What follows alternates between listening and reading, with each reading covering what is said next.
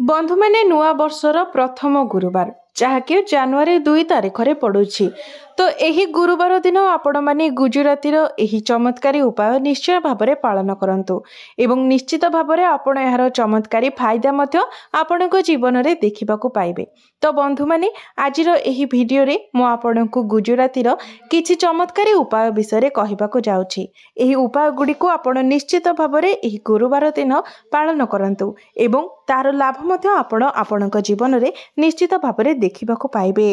बंधु मैंने कौन आपणक जीवन में सर्वदा धन जनित समस्या लगी रहुछि? गरीबी दारिद्र्यता कौन आपणकर पीछा छाड़ू नाही?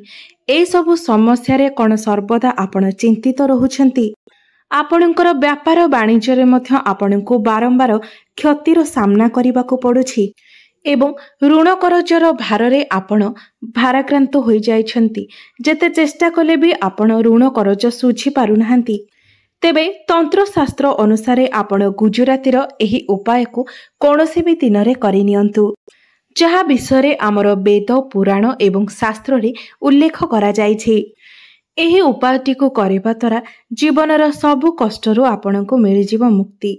माँ लक्ष्मी कृपारू ना केवल आपणक जीवन रे हेब धनर वर्षा, बरं आपणकर समस्त मनस्कामना मध्य पूर्ण होइजिव।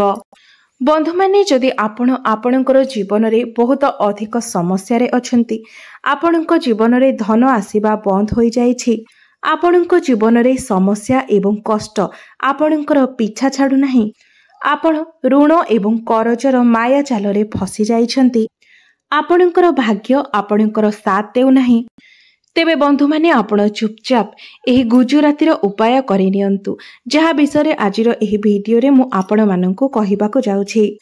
तेबे बंधु माने एमिति रे आमे गुजरातीर प्रयोग आमर रोषेई घरे खाद्य प्रस्तुति रे करिथाउ।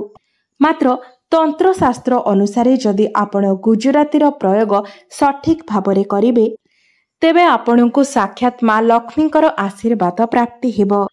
तेबे आसंतु जानिबा आपण गुजरातीर प्रयोग करी किपरि निजर दारिद्र्यता को सबुदिन दूर करि देई पारिबे, किपरि आपण धनवान बनि पारिबे।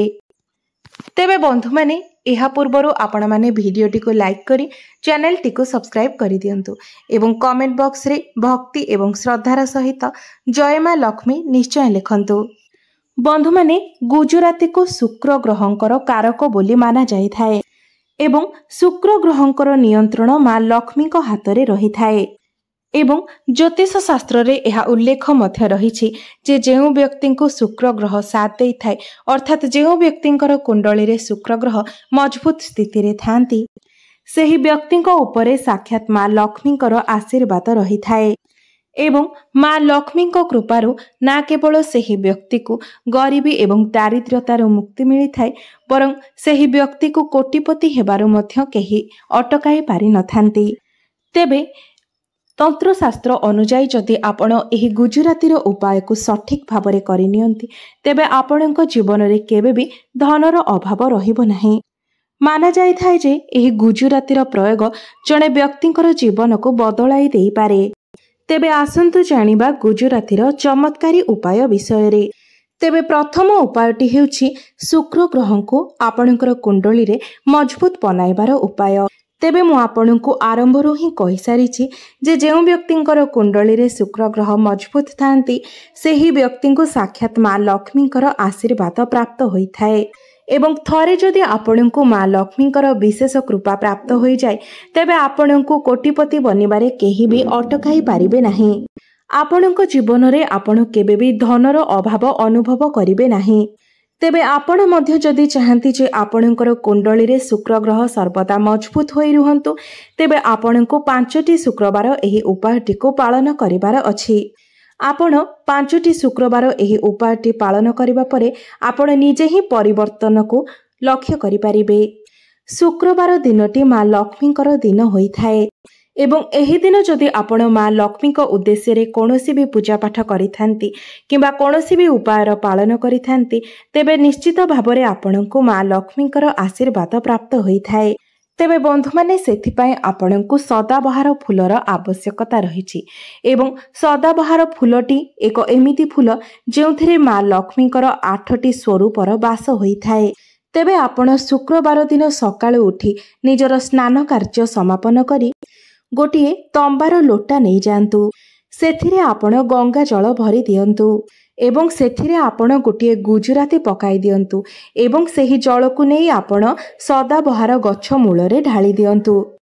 ଏହି ଉପାୟଟିକୁ ଆପଣ 5ଟି ଶୁକ୍ରବାର ପର୍ଯ୍ୟନ୍ତ କରିନିଅନ୍ତୁ। ଦେଖିବେ 5ଟି ଶୁକ୍ରବାର ପରେ ଆପଣ ନିଜ ଜୀବନରେ ପରିବର୍ତ୍ତନ ନିଶ୍ଚିତ ଭାବରେ ଲକ୍ଷ୍ୟ କରିପାରିବେ। ଆପଣଙ୍କ ଜୀବନରେ ଆଉ ଧନର ସମସ୍ୟା ରହିବ ନାହିଁ। ମା ଲକ୍ଷ୍ମୀଙ୍କର ଆଶୀର୍ବାଦ ନିଶ୍ଚିତ ରୂପରେ ଆପଣଙ୍କୁ ପ୍ରାପ୍ତି ହେବ। ଦ୍ୱିତୀୟ ଉପାୟଟି ହେଉଛି ଅଧିକ ଖର୍ଚ୍ଚରୁ ମୁକ୍ତି ପାଇବାର ଉପାୟ। ଅର୍ଥାତ୍ ଆପଣ ଯେତେ ରୋଜଗାର କଲେ ବି ଯଦି ଆପଣଙ୍କର ଖର୍ଚ୍ଚ ହୋଇଯାଉଛି, ଖର୍ଚ୍ଚ ଉପରେ ଆପଣଙ୍କର ନିୟନ୍ତ୍ରଣ ରହୁନାହିଁ, ଆପଣ ଧନ ସଞ୍ଚୟ କରିବାକୁ ଅସମର୍ଥ ହେଉଛନ୍ତି, ତେବେ ଏହିସବୁ ସମସ୍ୟାରୁ ଏହି ଉପାୟଟି ଆପଣଙ୍କୁ ନିଶ୍ଚିତ ଭାବରେ ମୁକ୍ତି ଦେଇପାରିବ। ଅର୍ଥାତ୍ ଆପଣଙ୍କୁ ଅଯଥା ଖର୍ଚ୍ଚରୁ ବଞ୍ଚାଇ ପାରିବ। ଏହି ଉପାୟଟି କରିବା ପରେ ଆପଣଙ୍କର ଆୟ ବୃଦ୍ଧି ହେବା ସହିତ ଆପଣଙ୍କର ଖର୍ଚ୍ଚ କମ୍ ହୋଇଯିବ ଏବଂ ଆପଣ ଧନ ସଞ୍ଚୟ କରିବାକୁ ମଧ୍ୟ ସମର୍ଥ ହୋଇପାରିବେ। ତେବେ କୌଣସି ବି ଶୁକ୍ରବାର ଦିନ ସନ୍ଧ୍ୟା ସମୟରେ ଆପଣ ସ୍ନାନ କରିନିଅନ୍ତୁ ଏବଂ ନାଲି ରଙ୍ଗର ବସ୍ତ୍ର ପରିଧାନ କରନ୍ତୁ, କାରଣ ଏହି ନାଲି ରଙ୍ଗଟି ମା ଲକ୍ଷ୍ମୀଙ୍କର ଅତି ପ୍ରିୟ ହୋଇଥାଏ। ତେବେ ଲାଲ ରଙ୍ଗର ବସ୍ତ୍ର ପରିଧାନ କରି ଆପଣ ନିଜ ଠାକୁର ଘରେ ଯେଉଁଠାରେ ମା ଲକ୍ଷ୍ମୀଙ୍କର ପ୍ରତିମା କିମ୍ବା ଫଟୋ ରହିଛି ସେହି ସାମ୍ନାରେ ଆପଣ ବସିଯାଆନ୍ତୁ ଏବଂ ଗୋଟିଏ ଦୀପ ଜାଳନ୍ତୁ।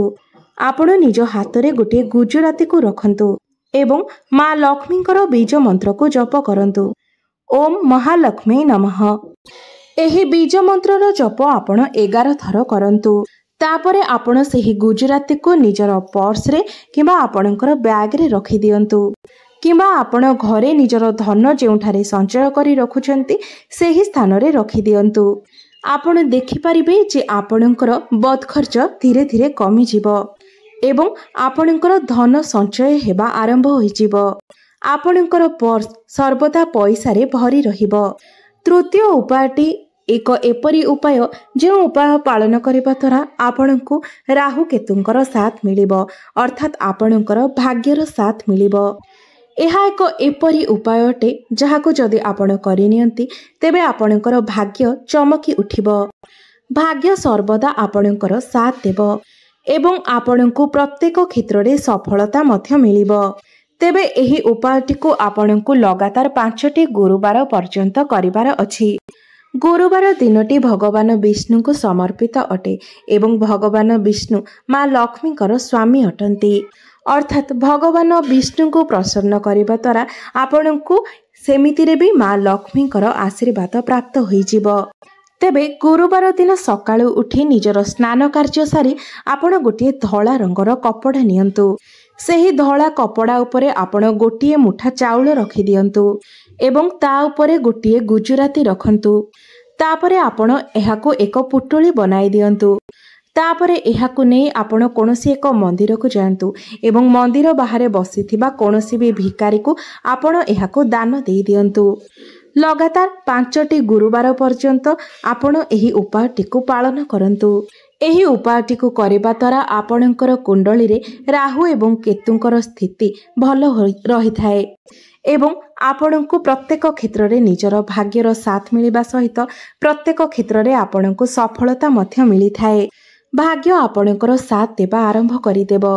ତେବେ ବନ୍ଧୁମାନେ, ଯଦି ଆପଣମାନେ ଚାହୁଁଛନ୍ତି ମା ଲକ୍ଷ୍ମୀଙ୍କ ସହିତ ଆପଣଙ୍କୁ ଭଗବାନ ବିଷ୍ଣୁଙ୍କର ମଧ୍ୟ ଆଶୀର୍ବାଦ ପ୍ରାପ୍ତ ହେଉ, କୃପା ପ୍ରାପ୍ତ ହେଉ, ଆପଣଙ୍କ ଗୃହରେ ମା ଲକ୍ଷ୍ମୀଙ୍କର ସ୍ଥାୟୀ ବାସ ହେଉ ଏବଂ ଆପଣଙ୍କୁ କେବେ ବି ଧନଜନିତ ସମସ୍ୟାର ସମ୍ମୁଖୀନ ହେବାକୁ ନ ପଡ଼ୁ, ତେବେ ଏହି ଉପାୟଗୁଡ଼ିକ ଆପଣ ନିଜ ଜୀବନରେ ନିଶ୍ଚିତ ରୂପରେ ପାଳନ କରନ୍ତୁ। ତେବେ ବନ୍ଧୁମାନେ, ସେଥିପାଇଁ ଆପଣ ଶୁକ୍ରବାର ଦିନ ଗୋଟିଏ ଉପାୟ ନିଶ୍ଚୟ ପାଳନ କରନ୍ତୁ ଏବଂ ପ୍ରତ୍ୟେକ ଶୁକ୍ରବାର ଦିନ ଆପଣ ଏହାକୁ ପାଳନ କରନ୍ତୁ। ତେବେ ଶୁକ୍ରବାର ଦିନ ସକାଳରୁ ସନ୍ଧ୍ୟା ଯେକୌଣସି ସମୟରେ ଆପଣ 12ଟି ରୁଟି ବନାଇ ଦିଅନ୍ତୁ ଏବଂ ପ୍ରତ୍ୟେକ ରୁଟି ଉପରେ ଗୋଟିଏ ଲେଖାଏଁ ଗୁଜୁରାତି ରଖିଦିଅନ୍ତୁ। ସେହି ରୁଟିକୁ ଆପଣ ଗାଈକୁ ଖାଇବାକୁ ଦିଅନ୍ତୁ, କାରଣ ଗୋମାତାଙ୍କ ଶରୀରରେ 33 କୋଟି ଦେବାଦେବୀଙ୍କର ବାସ ହୋଇଥାଏ। ଗାଈର ସିଂହ ମଧ୍ୟରେ ଭଗବାନ ଶିବଙ୍କର ବାସ ହୋଇଥାଏ। ତ तो जदि आपण प्रत्येक शुक्रवार दिन यह एक नियम बनाई यही उपायटी को पालन करती अर्थात प्रत्येक शुक्रवार दिन आपण 12टी रुटी बनाई प्रत्येक रुटी रे गोटे लेखाए गुजराती रखी आपण गोमाता को खाइबा को दियंती तेबे आपणक जीवन रे उन्नति हेबा आरंभ होइजिबो एवं आपणक जीवन रे चलीथिबा अनेक गुड़िए समस्यार अंत होइजिबो। बंधु माने आपण माने जानती भगवान श्रीकृष्ण मध्य गोमातांकर सेवक थिले तेणु गोमातांकर सेवा करिबा द्वारा मध्य आपणको अनेक पुण्यर प्राप्ति हेबो। तो बंधु माने आपण माननकु जदि मोर एही भिडियोटी भलो लागि थाए तेबे भिडियोटी को लाइक करी चैनल टी को सब्सक्राइब कर देबे एवं कमेंट बॉक्स रे जय मां लक्ष्मी जय श्री विष्णु निश्चय लिखिबे।